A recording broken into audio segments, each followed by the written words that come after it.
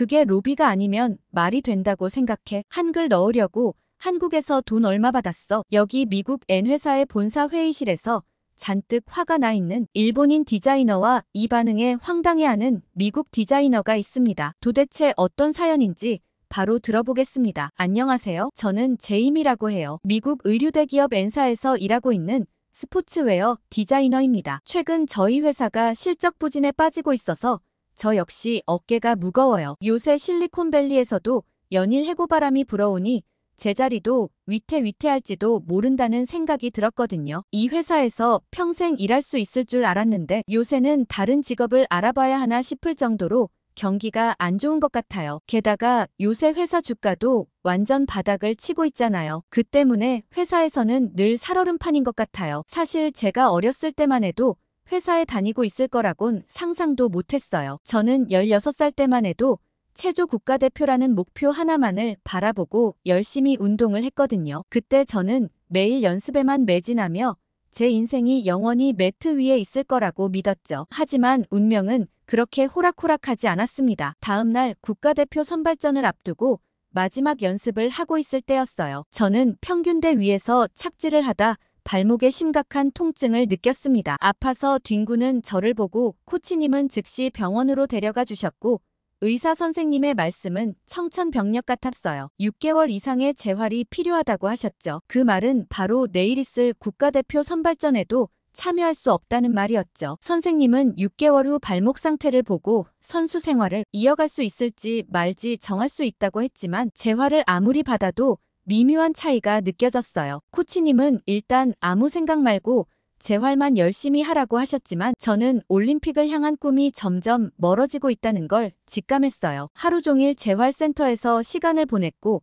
저는 이제 재활이 끝나면 뭘 해야 하지 고민하기 시작했습니다. 그런데 그때 우연히 스포츠웨어 디자인에 관심을 갖게 됐어요. 재활센터를 다니면서 제게 유일한 즐거움은 편안하고 예쁜 운동복을 입는 일이었거든요. 그러면 가기 싫은 센터도 조금 즐거운 마음으로 갈 수 있었어요. 그때 제게 예쁜 운동복은 또 다른 위로였어요. 이미 마음은 먹고 있었지만 선수 생활을 이어갈 수 없겠다는 최종 판정을 받고 나서는 한동안 많이 좌절했던 것 같아요. 그런 저를 보는 부모님도 안타까워하셨죠. 그런데 부모님은 늘 바쁘셨고 그때 막 이민을 고민하고 있던 이모가 아예 미국으로 오셨어요. 저는 한국계 미국인인데 엄마와 할머니가 한국인이시거든요. 이모는 아주 아기 때 보고 처음 보는 거라 좀 낯설었어요. 집안에 온 가족들이 슬픔에 빠진 저를 내버려뒀는데 이모는 저희 집에 오자마자 집에만 있으면 어떡하냐며 저를 일으켜 세워 온갖 운동을 데리고 다녔어요. 저는 정말 싫었지만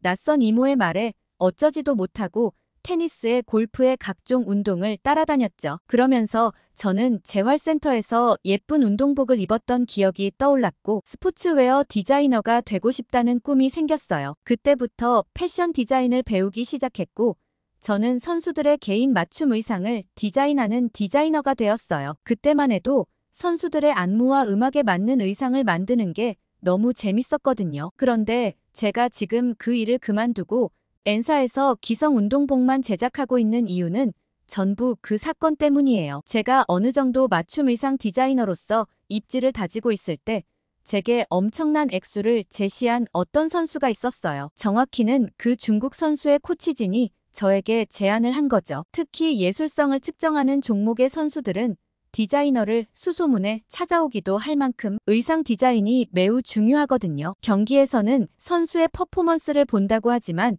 의상도 채점 결과에 영향을 미칠 수 있기 때문이죠. 그래서 대부분의 선수들은 디자이너의 의견을 존중해주는 편이고 주로 코치진과 의논해서 의상을 디자인하곤 했어요. 제 역량을 마음껏 펼칠 수 있어서 저는 그 일이 너무 즐거웠죠. 그 당시 코치님과 의논하며 총린 선수의 음악과 안무에 완벽하게 어울리는 의상을 구성했습니다. 그땐 3개월 동안 거의 밤낮 없이 작업했고 의상에 들어가는 장식을 하나하나 손바느질 해야 했기 때문에 정말 시간이 오래 걸렸어요. 마침내 의상이 완성되었을 때 저와 코치님은 무척 만족스러웠어요. 이건 무조건 먹히는 의상이라 생각했거든요. 분명 이 의상은 총린의 퍼포먼스를 한층 더 빛내줄 것이라고 확신했어요. 그렇게 설레는 마음으로 총린에게 의상을 보여주러 갔습니다. 그러나 총린은 옷을 보자마자 인상을 찌푸렸어요. 저와 코치님은 총린의 반응을 이해할 수 없었죠. 그리고 이어진 총린의 말에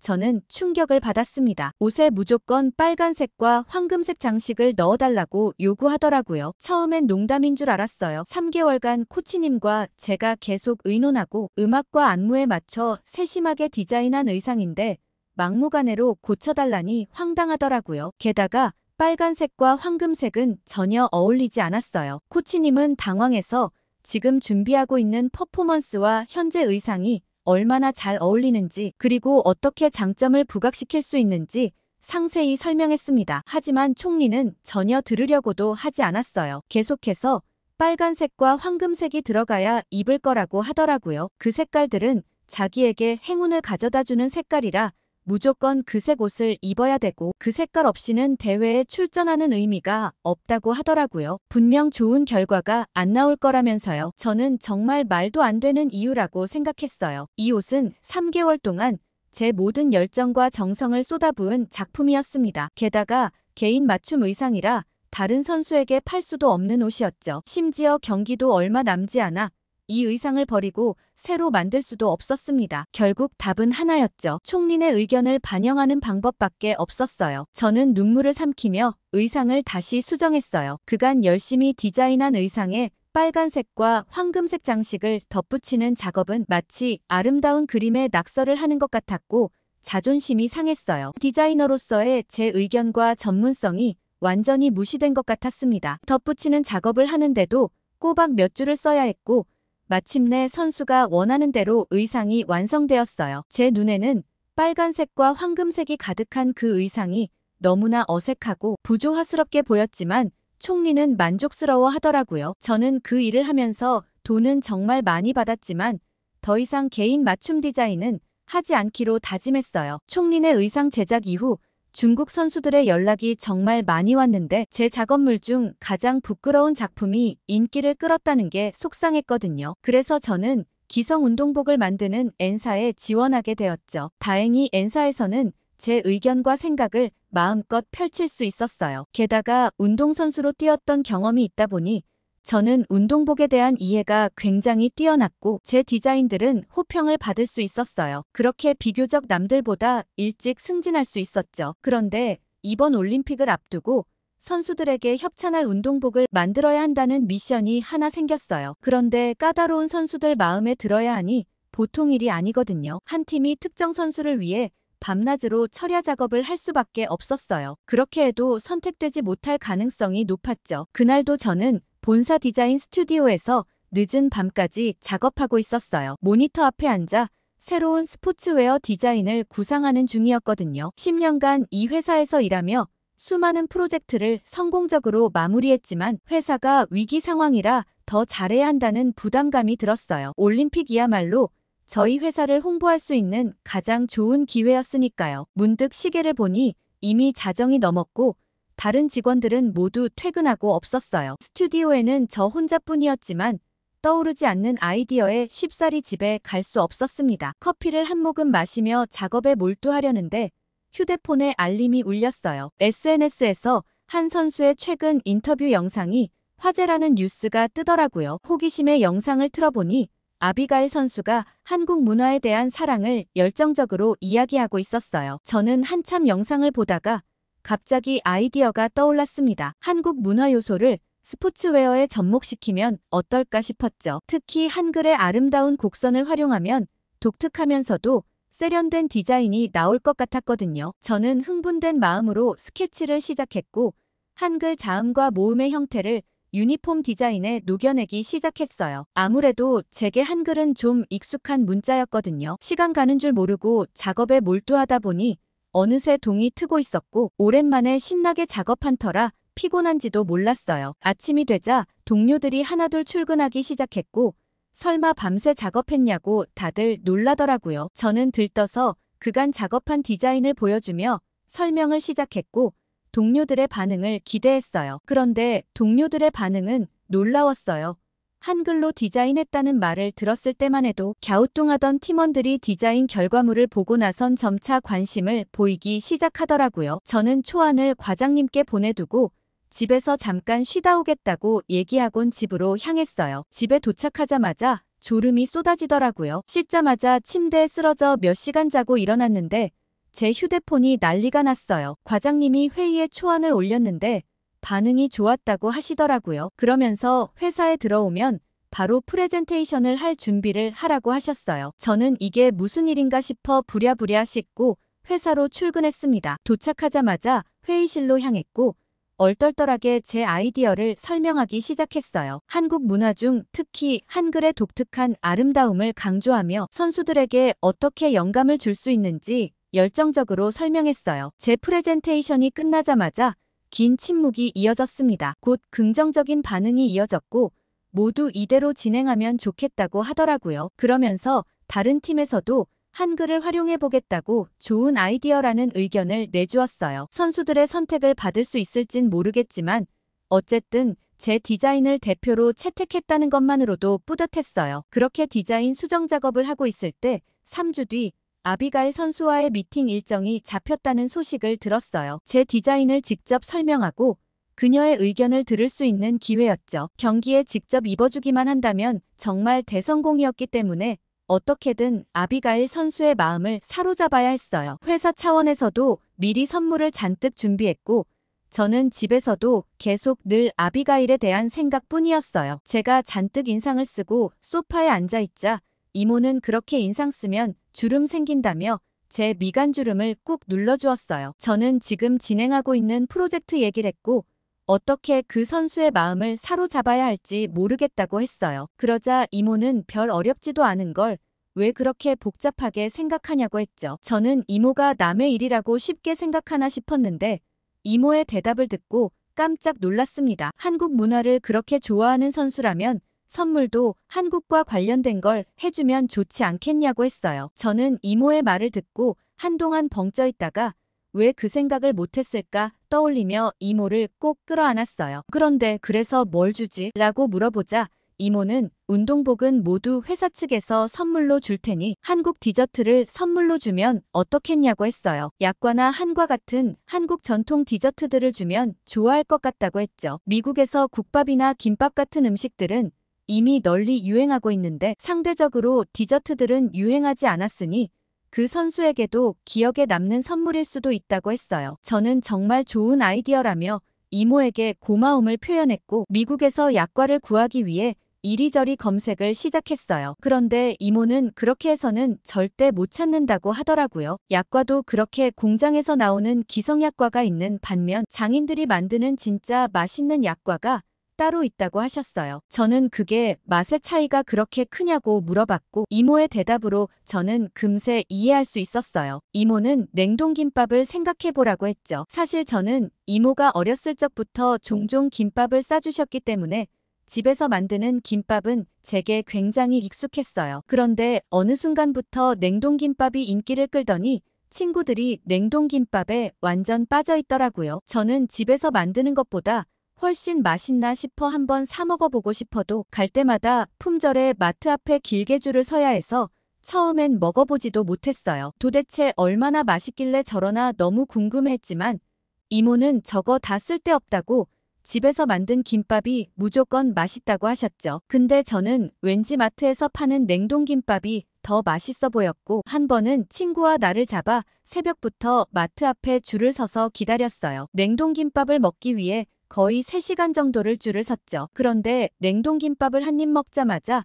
인상을 찌푸릴 수밖에 없었어요. 이모가 해준 김밥이 훨씬 맛있었거든요. 도대체 이게 뭐가 맛있다고 사람들이 이렇게 난린가 싶었어요. 물론 김밥이 맛있긴 하지만 냉동은 집에서 만드는 것과는 비교가 안 됐거든요. 친구는 별로라는 제 반응에 의아해하며 정말 맛있게 먹었죠. 그때를 떠올려 보니 이모의 말이 이해가 갔어요. 그러면서 이모는 한국에서 직접 구해오면 더 정성이 느껴지지 않겠냐고 했고 저는 이모와 함께 한국의 약과 장인을 찾아보기 시작했어요. 그런데 저는 약과 장인을 검색해보면서 깜짝 놀랐어요. 한국 젊은이들 사이에서도 전통 약과가 유행이라 구하기가 굉장히 어렵더라고요. 오픈 날짜도 정해져 있는 데다 순식간에 다 팔려버려 콘서트 티켓을 구하는 것 같았죠. 그런데 저는 오히려 더 궁금해졌어요. 도대체 얼마나 맛있길래 한국 사람들도 이렇게 대기하며 기다리는지 궁금하더라고요. 한국 사람들이 맛있다고 하는 거면 진짜 맛있을 것 같다는 기대도 있었거든요. 이모와 알아본 약과 가게는 한국 시간으로 오후 3시에 사이트 예매가 시작되었는데 약과를 사기 위해 미국 시간으로는 새벽 2시까지 기다려야 했어요. 원래 일찍 잠자리에 드는 이모도 같이 알아봐 주겠다며 제 옆에 휴대폰을 들고 앉았죠. 새벽 1시 55분부터 잔뜩 긴장해 컴퓨터 화면만 보고 있었고 정각이 딱 되자마자 바로 클릭해서 주문을 눌렀지만 이미 매진이었어요. 한숨을 쉬고 이모를 바라보는데 이모는 계속 휴대폰을 만지작거리더라고요. 알고 봤더니 이모가 성공했던 거였어요. 이모 덕분에 약과를 주문할 수 있었죠. 이모는 잘 되면 꼭 이모한테 맛있는 거 사야 된다며 웃으며 얘기하셨고 늦은 시간까지 정말 피곤했지만 즐거운 마음으로 잠자리에 들 수 있었어요. 드디어 아비가일 선수와의 미팅 당일 아침 저는 해외 배송으로 받아놓은 약과를 들고 옷매무새를 다듬고 회사로 향했어요. 만반의 준비를 마치고 아비가일과 만났을 때 저는 전설적인 선수가 풍기는 아우라에 압도당하고 말았어요. 피지컬도 피지컬이었지만 얼굴 표정에서 오는 자신감도 어마어마하더라고요. 저는 아비가일과 인사를 하자마자 제가 준비한 약과를 먼저 선물로 내밀었어요. 그런데 아비가일의 표정이 좀 이상했죠. 한동안 제 선물을 바라보더니 두 눈을 동그랗게 뜨더라고요. 혹시 이거 약과냐고 제게 물었죠. 아비가일은 이미 약과에 대해 알고 있는 눈치였어요. 그러면서 진짜 먹어보고 싶었는데 구하기가 너무 어려웠다고 하더라고요. 제가 한국에서 유명한 장인이 만든 약과라고 설명하자 아비가일은 갑자기 쭈뼛쭈뼛거리기 시작했어요. 그러면서 제게 조심스럽게 질문을 했습니다. 혹시 지금 바로 뜯어 먹어봐도 될까요? 하고 묻더라고요. 저는 웃음이 새어나왔어요. 레전드 선수가 약과를 먹고 싶어서 주저주저 하는 모습이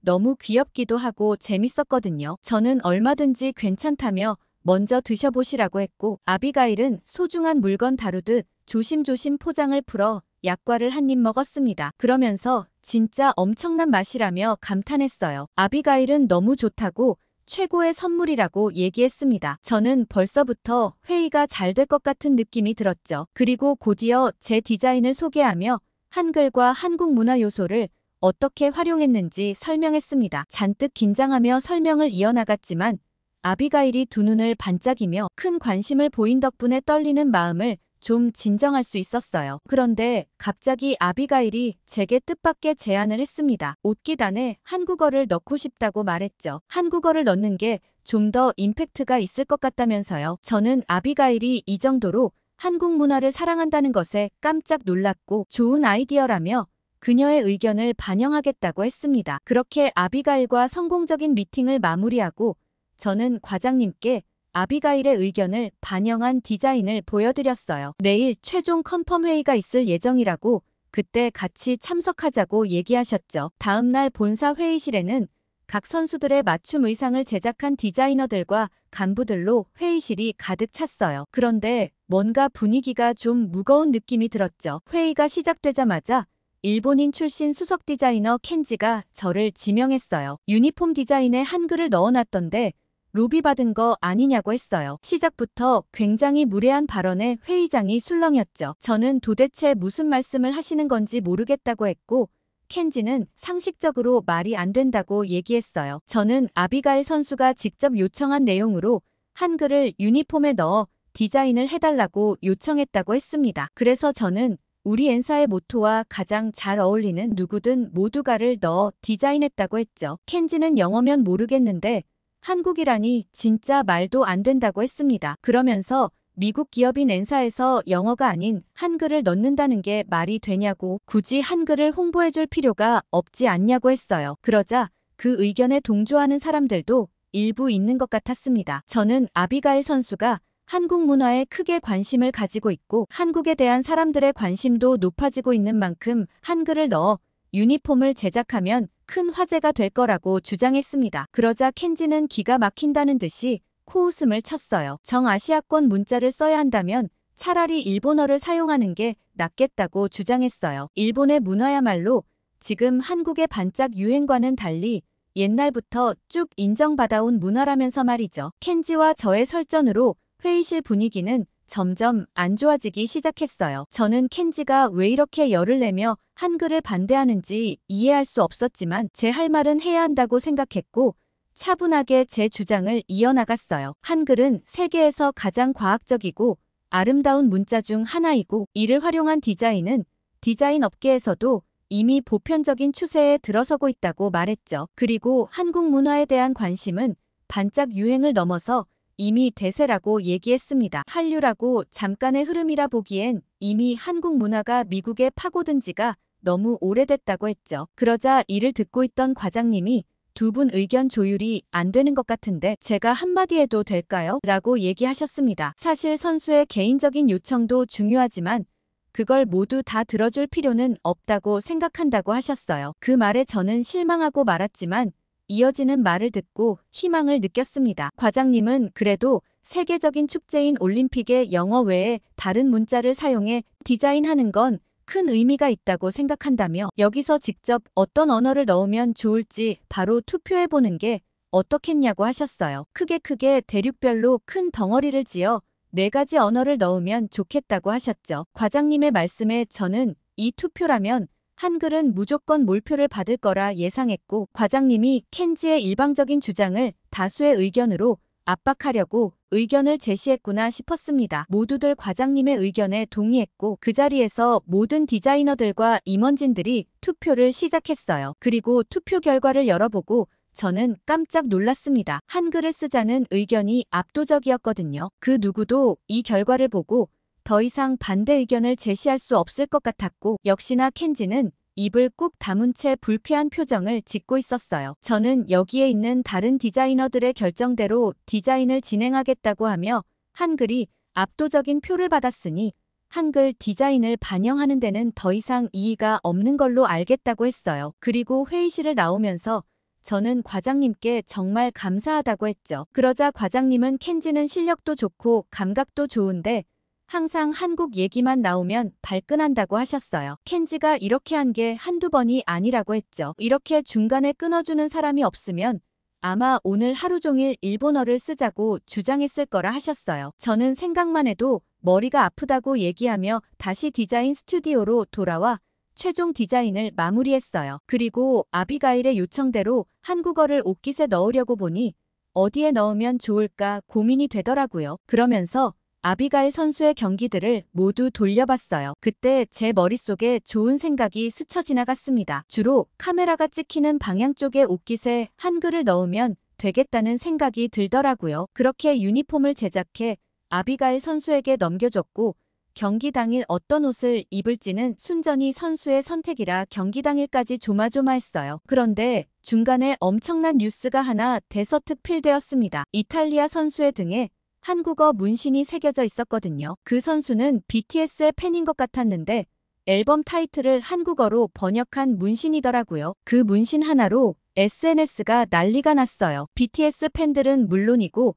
한국 문화에 관심 있는 사람들이 저 한국어가 무슨 뜻인지부터 시작해서 한글 타투를 하고 싶다는 글이 쇄도했거든요. 저는 그 현상을 보고 너무 기뻤어요. 분명 아비가일 선수도 그 옷을 입으면 화제에 오를 거란 확신이 들었거든요. 그리고 대회 당일 집에서 아비가일 선수의 경기를 지켜보는데 저는 탄성이 터져 나왔어요. 제가 디자인한 옷을 안 입었나 싶었거든요. 그런데 곧이어 결과를 보는 아비가일 선수를 보며 저는 벌떡 자리에서 일어났어요. 제가 디자인한 옷을 입고 경기 결과를 지켜보고 있었고 제가 딱 예상한 그 자리에 카메라가 비추며 한글 디자인이 보였거든요. 저는 바로 SNS를 켜서 실시간 반응을 지켜보기 시작했어요. 역시나 반응은 대박이었습니다. 저 옷에 있는 한글이 뭔지 궁금하다며 해석해달라는 사람들부터 시작해서 N사가 드디어 정신을 차렸다며 매출 올리는 법을 알고 있다는 댓글까지 난리였어요. 저는 바로 과장님께 전화해서 아비가일 경기 봤냐고 물어봤고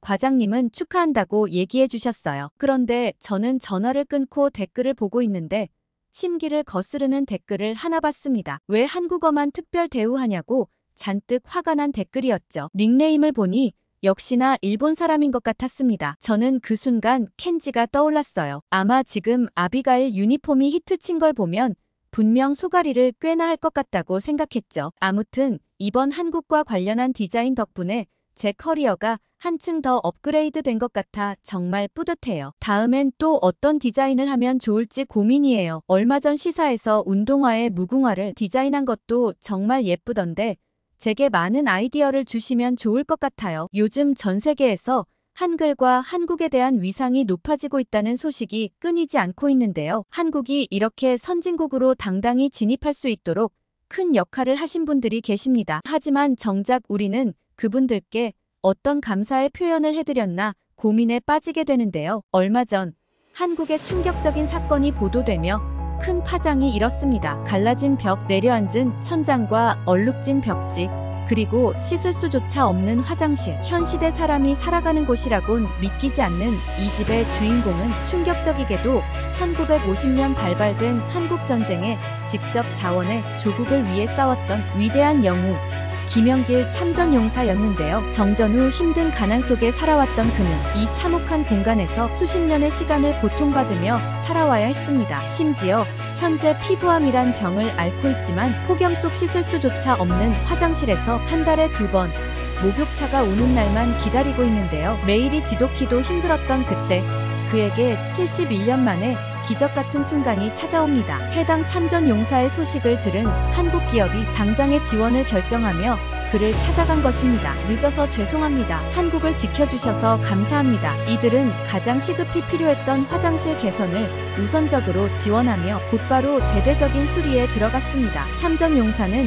자신을 찾아준 한국인들의 수없이 감사를 표했으며 수십 년간 꿈꿔온 바람이 이루어지는 과정을 지켜보고 몇 번이고 눈물을 흘렸다 전해집니다. 2주 뒤 참혹했던 이 공간은 이제 평범한 화장실로 변화되었고 김영길 참전용사는 그 모습에 말을 잇지 못하는 모습이었습니다. 참전용사에게 한국 전쟁이란 후회는 아니었지만 현실에 지쳐있을 때 찾아준 한국인들의 마음에 감격하고 만 것인데요. 이 한국인들 인프레쉬라는 기업의 소속으로 김영길 참전용사를 시작으로 국내 생활고를 겪는 참전용사들을 위해 전자제품, 주거 개선 등 아낌없는 지원을 하고 있음이 밝혀졌습니다. 뿐만 아니라 참전국인 에티오피아를 비롯해 필리핀, 태국에가 의료, 물품, 금전 지원 등 그야말로 세계를 돌아다니며 지원하고 있는데요. 이에 참전국 각국의 외신들은 인프레쉬를 향해 놀라운 한국 기업, 참전국을 잊지 않은 한국인들, 기적의 한국인들이라며 국가를 대신해 나선 기업에게 열광했고 인프레쉬는 단 한마디를 남겼습니다. 한국인으로서 해야 할 일을 했을 뿐. 그리고 현재 또 다른 여정을 위한 준비를 하며